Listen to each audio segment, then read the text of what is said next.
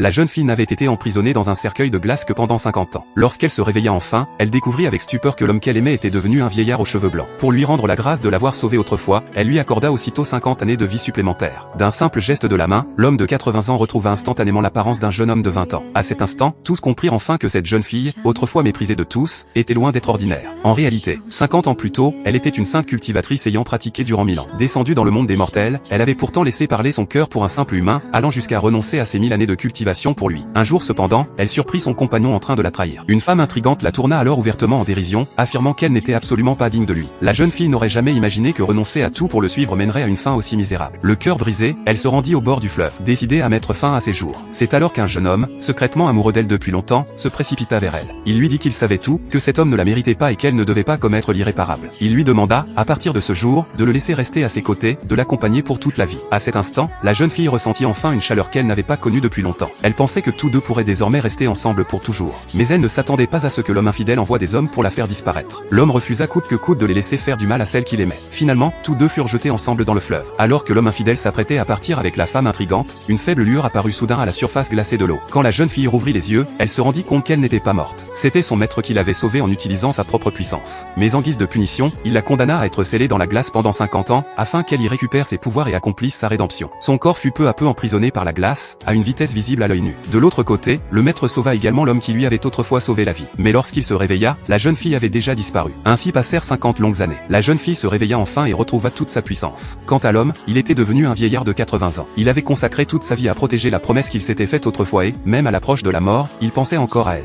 Jusqu'au jour où la jeune fille apparut à son enterrement. Elle murmura doucement, 50 ans sans se voir, vas-tu bien? Le vieil homme vit enfin celle qu'il avait désirée jour et nuit. À cet instant, il sentit que toute son attente avait valu la peine. Cependant, les neveux du vieil homme prirent la jeune fille pour sa fille illégitime, convaincus qu'elle venait intentionnellement s'emparer de l'héritage. Un simple regard indifférent de la jeune fille suffit à les faire trembler de peur, au point qu'ils n'osèrent plus parler. À ce moment-là, le deuxième frère continuait pourtant à la chasser, lui ordonnant de partir et de ne pas retarder l'enterrement. La jeune fille se contenta de dire, les enfants sont vraiment mal élevés. L'instant d'après, l'aîné, sans pouvoir se contrôler, donna une gifle au cadet. Puis le vieil homme annonça publiquement qu'il léguait l'intégralité de son héritage à la jeune fille. Ces paroles provoquèrent aussitôt la colère générale, personne ne comprenait pourquoi un étranger devait recevoir toute la fortune. C'est alors que l'homme infidèle et la femme intrigante arrivèrent eux aussi sur les lieux de l'enterrement. D'un seul regard, la jeune fille reconnut leurs visages odieux et décida de régler enfin les comptes du passé. Mais eux continuaient à se moquer, disant que la mort obscure de la jeune fille à l'époque était encore risible aujourd'hui. À cet instant, la jeune fille se retourna. La scène les fit aussitôt sursauter de frayeur. À leurs yeux, même si elle avait survécu, il lui était impossible d'avoir conservé cette apparence. Ils convinrent donc qu'elle ne faisait que ressembler à la jeune fille